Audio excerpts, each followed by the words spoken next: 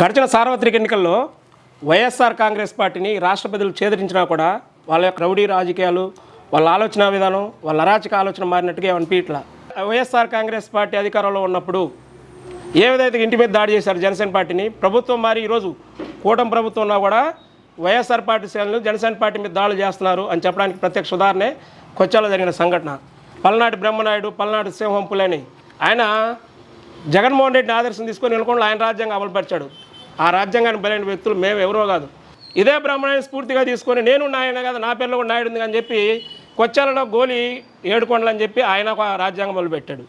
ఇదే గోలి ఏడుకొండలు 2019లో కులం మొత్తాన్ని ఏకతాటిపై తీసుకొచ్చి మనం బ్రహ్మనాయుడు గారు కోట్లు వేయాలి, ఒకసారికి జనసేన పవన్ కళ్యాణ్కి వేయొద్దంటే పాపం అందరూ కూడా నమ్మి ఆయన మాట కాదనకుండా వీళ్ళందరూ ఇంటికి ఒక కొబ్బరికాయ కొట్టారు. కొచ్చాలలో పరమ పవిత్రమైన అమ్మవారు ఎవరంటే అంకమ్మ, ఆమె మీద ప్రమాణం చేసి ఇంటికి ఒక కొబ్బరికాయ కొట్టి మరి సామాజిక వర్గానికి చెంది మెగా కుటుంబానికి సంబంధించిన పవన్ కళ్యాణ్ గారు జనసేన పార్టీ పెడితే కూడా ఈయన మాట కూడా కాదని మన గోలేడుకొండల యొక్క మాటని దైవంగా భావించి ఓట్లు వేసిన వాళ్ళందరూ ఇప్పుడు నీకు వ్యతిరేకం ఎందుకయ్యారు? నువ్వేమన్నా రంగస్థలం సినిమాలో ప్రెసిడెంట్వా? ఎప్పుడు అధికారం నీ చేతిలోనే ఉంటుందా? నువ్వు చెప్పినట్టు వినాలా? నీకోసం ఇంటింటి కొబ్బరికాయ కొట్టి దేవుడు ప్రమాణం చేసిన వాళ్ళు నీకు ఎందుకు ఎదురు తిరిగారు? అంటే జీవితకాలం నువ్వే ప్రెసిడెంట్గా ఉంటావా? ఇప్పుడు కూడా ఆ ఊరిలో సర్పంచ్ ఎవరున్నా కూడా ప్రెసిడెంట్ నేనే పిలుస్తున్నారంటే అంత అహంభావంతో ఉన్నాడు. నీకోసం పనిచేసిన నీకు వ్యతిరేకం ఎందుకు వచ్చారు? ఒక వ్యక్తినే ఫీల్డ్ అసిస్టెంట్ ఇస్తుంది జనసేన పార్టీ ప్రభగట్టారని చెప్పిన ఉద్దేశంతో అతను ఇచ్చిన ఫీల్డ్ అసిస్టెంట్ తీసి వాళ్ళ నాన్న పాపం గుండెపోటు చనిపోతే చావు కారణం మీరు అయ్యారు.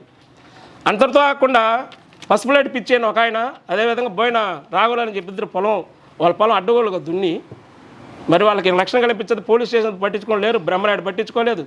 ఆయన పాపం మంచం మరణం పెట్టాడు. ఎందుకంటే రైతు అనేవాడు వ్యవసాయాన్ని ఒక బిడ్డలా చూసుకునేవాడు. నా కళ్ళ ముందే పొలం అయిపోయింది, ఈ ప్రభుత్వం సహకరించట్లేదు, పోలీసు సహకరించలేదు ఉద్దేశంతో మంచం మీద పడి అలానే మరణించాడు. ఆ చావుకు కారణం ఎవరు? ఈ గోలేడుకొండలు కదా, ఈ గోల్కొండలు రెచ్చగొట్టిన బొల్లా బ్రహ్మనాయుడు కదా. ఒక చోటేమో మళ్ళీ వీళ్ళ మధ్య వర్గాలు పెట్టారు. ఇద్దరు ఒకటైతే మళ్ళీ ఏమవుద్దో ఊరు మొత్తం నాకు దూరేద్దని చెప్పి ఒక సాడి కాలువ దగ్గర బావబావల మధ్యలో గొడవ పెట్టారు. ఆయగారా ఈ విధంగా గడిపుడు నరేంద్ర అని చెప్పి ఒక ఆయన మీద కేసు పెట్టారు. ఈ విధంగా ఈపురు మండలాన్ని సర్వనాశనం చేశారు. అయినప్పటికీ నీ కుల పెద్ద, ఎందుకంటే నా సొంత ఊరికి వచ్చారులా, నేను అదే సామాజిక వర్గం. ఆయన ఎన్ని ఇబ్బందులు పెట్టినా కానీ మా కుల పెద్ద అని చెప్పి గౌరవంగా చూస్తున్న క్రమంలో ఆయన పెత్తనం ఏడబోతుందో 99% అందరూ జనసేన పోయారు. కొచ్చెళ్లలో నాకు మా వర్గం మీద పట్టు తగ్గిపోతుందన్న ఉద్దేశంతో రెచ్చగొట్టి ఎక్కడికి గొడవలు పెట్టడం ఇవన్నీ చేస్తూ ఉన్నాడు. ఇదే క్రమంలో ఇతను దక్షిణ బజార్లో ఫస్ట్ టైం జనసేన జెండా పట్టుకున్నాడు. ఇతను చేసిన తప్పు ఏంటంటే ఇతను పవన్ కళ్యాణ్ గారి మీద అభిమానం ఉంది. జనసేన జెండా పట్టుకొని తిరిగితే పాపం మీద వాళ్ళ పెదనాన్ని వచ్చేసి నా దివ్యాంగుడు, ఈయన చేయి సరిగా ఉండదు, ఈయన కోట ఇస్తే అక్రమంగా ఈయన కోట తీసి రోడ్డు మీద పడేసిన సందర్భం. అందరితో ఆగారా? ఒక ఎస్సీ కుర్రని రెచ్చగొట్టి మందు వేపించి తీసుకెళ్ళి కోటేశ్వర వాళ్ళ అబ్బాయి ఇతను బైక్తో వచ్చి గుద్దితే అక్కడ మన పెద్ద మనుషులు గొడవలు వద్దని సర్ది చెప్తే అవతల వ్యక్తి ఇతను గుద్ది వెళ్ళి ఏది ఇప్పుడు మాజీ సర్పంచ్ ప్రెసిడెంట్గా అనుకుంటా ఎవరైతే గోలేడుకొండలో ఉన్నాడో వీళ్ళ ప్రతిబంధిత కేసు పెడితే మనోడు తిరిగి కేసు పెట్టడానికి పోతే కేసు పెట్టడానికి వెళ్ళిన వ్యక్తిని ఇతను తిరిగి కొట్టి లోపలేస్తే ఆ రోజు మేము ధర్నా చేస్తే ఇదే గోలేడుకొండలు అక్కడ కులానికి ఒక నాయకుడు చొప్పున 3 నాయకులు తయారు. అన్నీ దోచుకోవడం, మట్టి మాఫియా, ఇసుక మాఫియా, గవర్నమెంట్ భూములు, ప్రైవేట్ భూములు బలవంతంగా లాక్కోవడం, రిజిస్ట్రేషన్ వీళ్ళ వృత్తి. వీళ్ళని అడ్డం పెట్టుకుని ఇతను తిరిగి కొడితే మేము రోడ్లెక్కి ధర్నా చేస్తే ఈ పెద్ద మనుషులు ఏం మాట్లాడారు తెలుసా? ఆయన ఎవరు వినకుండా ఆయన ఎవరు ఎడ మాట్లాడడానికి? ఆయన ఉంటే వినకుండా చూసుకోమను. ఇక్కడేం పని? నేను నియోజకవర్గ నాయకుడిని, జిల్లా నాయకుడిని, రాష్ట్ర నాయకుడిని.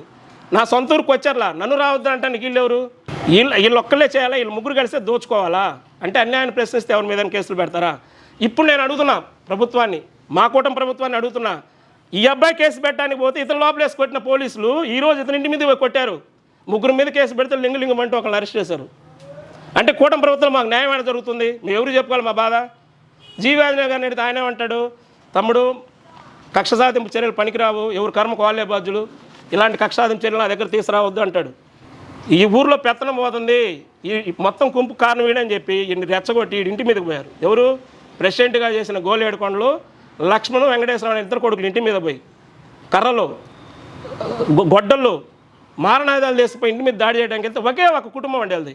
ఒక కుటుంబం తలుపులు వేసుకుంటే ఈరోజు నీ పని అయిపోయిందిరా, నీ సంగతి ఎట్టగా అని తెలుస్తాం, నువ్వు ఎట్ట బతికి బట్ట కడతావు చూద్దామని చెప్పి తలుపులు బాలు కొట్టి బయటకు వచ్చి కొట్టిన సందర్భం ఇది. ఇవన్నీ ఇలా ఉంటే నేను ఎట్టగట్ట సర్ది చెప్పి ఈ కులం మధ్య గొడవ ఉండదు. ఎందుకంటే కొచ్చెలలో కాపుల్లో చీల కింద వరకు రాలా. మరి ఈరోజు గోలేడుకొండలు పుణ్యమా అని చెప్పి చిచ్చు పెడతా ఉంటే దీన్ని ఎలా పరిష్కరించాలని ఆలోచిస్తున్న టైంలో నిన్న బొల్లా బ్రహ్మనాయుడు గారు అనుకుండా ఎంటర్ అయ్యారండి. బొల్లా బ్రహ్మనాయుడు గారు ఎంటర్ అయ్యి ఆయన ఏం చెబుతున్నాడు, అర్ధరాత్రి 1 గంటకి కూటమి నాయకులు మా ఇంటి మీదకి వెళ్ళి రాళ్ళేశారు, కర్రలతో దాడి చేశారని చెబుతారు. అర్ధరాత్రి 1 గంటకి. వాళ్ళు ఎన్ని ఇళ్ళండి? ఇప్పుడు ఎవరైనా ప్రధాన నిందితులుగా ఉన్నారో వాళ్ళెవరు? వాళ్ళ 15 కుటుంబాలు. ఎవరైతే బాధితులు ఉన్నారో రాంగారు కూడా ఒక కుటుంబం. 15 కుటుంబాల మీద ఒక కుటుంబం దాడి చేయడం సాధ్యమేనా? నిందలు వేసినప్పుడు సరిగా వేయాలి కదా, ఎవరు నిజాలు తెలుసుకోవాలిగా. దీన్ని తీసుకొచ్చి మళ్ళీ ఇంత తాపేవా దీన్ని రాజకీయ రంగు బులుగుతున్నాం. ఎమ్మెల్యే జీవాంజనేయులు కూటమి వాళ్ళని తీసుకొస్తున్నాడు, వీళ్ళ మీద దాడి చేస్తున్నారు, పోలీసుల మీద ఒత్తిడి తెచ్చి 307 కేసు కడుతున్నాడు. నిజంగానే మీలాగా మేము రాజకీయ ఒత్తిడి చేస్తే 307 కేసు కట్టరా? పోలీసుల మీద ఒత్తిడి తెచ్చింది మీరు, బొల్లా రాజ్యాంగం అమలు పరిచింది మీరు. వెంకట్రావు ఎక్సైన్ని మనవని తీసుకొచ్చి అత్యంత దారుణంగా మమ్మల్ని కొట్టించింది బ్రహ్మనాయుడు మీరు కాదా? మీరా రాజ్యాంగాల గురించి మాట్లాడతారు.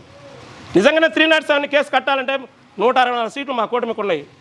సీఎం డిప్యూటీ సీఎం మా చేతుల్లో మేము కట్టలేమా? కానీ ఇక్కడ కట్టిన కేసులు ఏంటి? మీరు 307 అని కేసు అని చెప్పి ప్రజలను తప్పారు పట్టిస్తున్నారు. అక్కడ కట్టిన కేసులు ఏంటి? Crime number 37/2025 under section 333, 118, 115, 301, IPC 37, 452, 324, 323, 500 సాధారణమైన సెక్షన్ ఎంబటే బెయిల్ కూడా ఇచ్చి పంపించారు. నిజంగానే మేము ప్రతిష్టాత్మక తీసుకుంటే మీలాగా బ్లూ బుక్ను మేము ఓపెన్ చేస్తుంటే నిన్న అరెస్ట్ అయినా బయటకు వచ్చావుడా? 3 మీద కేసు పెడితే ఒకళ్ళు తూతు మంత్రంగా అరెస్ట్ చేసి మిగిలిన వదిలిపెట్టారు. పోలీస్ శాఖ మీద మేము ఒత్తిడి చేస్తే నిజంగా మీరు బయట తేలగలరా? దయచేసి బ్రహ్మనాయుడు గారు రాజకీయాలుగా చూడండి. మీరు ఈ సందర్భంగా రెడ్ బుక్ గురించి మాట్లాడారు. మీరు వైఎస్ఆర్ పార్టీ అధికారంలో ఉన్న 5 సంవత్సరాల నుంచి మీరు మొదలుపెట్టిన బ్లూ బుక్ ఇప్పుడు కొంటనే అవుతుంది. కూటమి ప్రభుత్వంలో మీ బ్లూ బుక్ బలైపోతుంది. ఫస్ట్ జన సైనికులు మేము, అన్ని పుణ్యంగా రాజకీయాలు తండి మా కార్యకర్తలు. అందుకని రెడ్ బుక్ గురించి మాట్లాడటం పద్ధతి ఉండదు. బ్లూ బుక్ ఆల్రెడీ మీరు అమల్లో ఉంది, మమ్మల్ని రెచ్చగొడుతున్నారు. మేము మాత్రం దీన్ని అంత ఈజీగా వదిలిపెట్టము. నీ స్వార్థ రాజకీయాల కోసం మరోసారి ఎమ్మెల్యే కావాలని చెప్పి మా ఎమ్మెల్యే గారి మీద మీరు అనవసరంగా రెచ్చగొట్టే వ్యాఖ్యలు చేసి ఇదంతా జీవాంజనేయ నేతృత్వంలో చేస్తున్నారు. ఇక్కడ మీరు ఆలోచించాల్సింది ఏంటంటే, కొచ్చెరలో జరిగింది తెలుగుదేశంకి వైసీపీకి కాదు, కొచ్చెరలో గొడవ జరిగింది వైసీపీకి జనసేనకు మధ్య. వైసీపీ ఆయన మాజీ సర్పంచ్, ఆయన 2 కొడుకులు, ఆయనకి 15 కుటుంబాలు అండగా ఉన్నాయి. ఇటు పక్క బాధితులుగా ఉన్నది ఒకే ఒక కుటుంబం. వైసీపీ బ్యాచ్ మాజీ సర్పంచ్ ఆధ్వర్యంలో జనసేన బ్యాచ్ మీద దాడి చేశారు, ఇంటి మీద పోయారు. దాడి చేసింది మీరు, గాయపడింది మేము, బాధితులం మేము, బాధపడింది మేము, అన్యాయం జరిగింది మాకు, న్యాయం జరగాల్సింది మాకు. ఈ సందర్భంగా నిజంగా పోలీసులు మేము చెప్పేట్టు ఏంటంటే, ఆంజనేయులు గారు కూడా ఏంటంటే, కేసు పెట్టడానికి వెళ్ళిన మా వాళ్ళని లోపలేసి కుమ్మటం ఏంటి? మా వాళ్ళు దెబ్బలు తగిలి ఆ విధంగా చావు బతుకుల్లో ఉంటే ఒక ఇంటి మీద దాడి చేస్తే 3 మీద పెడితే ఒకరిని అరెస్ట్ చేసి తూతు మంత్రంగా వాడిని అమ్మటే బెయిల్ ఇచ్చారంటే నిజంగా పోలీసులు మా మాట వింటున్నారా? మాకు న్యాయం జరుగుతుందా? దీంట్లో జీవాంజనేయులకి ఏమైనా సంబంధం ఉందా? దయచేసి రాజకీయాన్ని నీ స్వార్థ రాజకీయాల కోసం, నీ రాజకీయ భవిష్యత్తు కోసం దయచేసి కొచ్చెరలో మీరు వెళ్ళి పెట్టాలంటే కుదరదు. ఎందుకంటే మేమంతా బంధువులు పదే చెబుతున్నాం. నువ్వు చెప్పినా కూడా కొలవిడిపోదు. నువ్వేమంటే మీరు చూసుకోండి. దయచేసి కొచ్చెరలో పుట్టిన కాడి నుంచి కాపు కులం ఏకతాటిగా ఉంది. ఆ కులం మీద చిచ్చు పెడతానంటే కుదరదు. నీకు మా నాన్న వయసు ఉంది, నువ్వు ఆలోచించుకోవాలా. 30,000 గెలిచిన 30,000 ఎలా ఓడిపోయాను? ప్రజలు ఎందుకు చేలదించారు? నీ అహంభావం, నీ మాట్లాడే విధానం, నీ గర్వం, నీ బూతులు అవన్నీ కలిసి నేను బూతుల దగ్గర ఓడించినాయి. దానికోసం నువ్వేదో మళ్ళీ ఆడ గ్రూపుని చేసి 2 టీంలు చేసి చేయాలంటే కుదరదు. నువ్వు రా, నేను కూడా వస్తారా, కొచ్చెల పోదాం, వాస్తవాలు తెలుసుకుందాం. నేను చెప్పదలుచుకుంది ఒకటే, మాకైతే ఈ కేసులో న్యాయం జరిగిందని నేను అనుకోవట్లా. ఎందుకంటే మా వాడిని 4 రోజులు 5 రోజులు జైల్లో పెట్టి కొట్టారు. వాళ్ళకైతే తూతు మంత్రం తీసుకెళ్ళి అసలు నిందితులు రాలే ఇంతవరకు. మనం పెట్టింది గోలేడుకొండలు తండ్రి, ఆయన కొడుకు పెద్ద కొడుకు గోలి వెంకటేశ్వరరావు. దీని ప్రధాన కారకుడు, ఆ కొచ్చెల గొడవలన్నిటి ప్రధాన కారణం ఇదే. ఎందుకంటే గతంలో అక్కడ ఎస్సీ కేసులు పెట్టిన గనులు కూడా వీళ్ళే. 3వ వ్యక్తి లక్ష్మణ్. ఈ లక్ష్మణ్ తూతు మంత్రంగా కోర్టుకు పెట్టారు, వదిలిపెట్టారు, అయిపోయింది. ఎక్కడ జరిగింది మాకు న్యాయం? ఇందులో జీవన సంబంధం ఆడింది, కూటమిలోని మాకు న్యాయం జరిగిందే ఉంది. అందుకని నేను ఒకటే చెప్పు తెలుసుకున్నా, మీ మీడియా ద్వారా మిత్రుల ద్వారా, ఈ కుటుంబానికి ఆ గోలేడుకొండలో ఆ టీం నుంచి ప్రాణహాని ఉంది. వీళ్ళకి ఎప్పుడైనా ఏదైనా జరగవచ్చు. దానికి పూర్తి బాధ్యత ఖచ్చితంగా ఆ కుటుంబాన్ని సపోర్ట్ చేస్తున్న ఆ పార్టీ వాళ్ళు, ఈ పార్టీని నమ్ముకుంటూ కులాల మధ్య చిచ్చు పెడుతున్న బ్రహ్మనాయుడు గారు ఖచ్చితంగా బాధ్యత వహించాలి.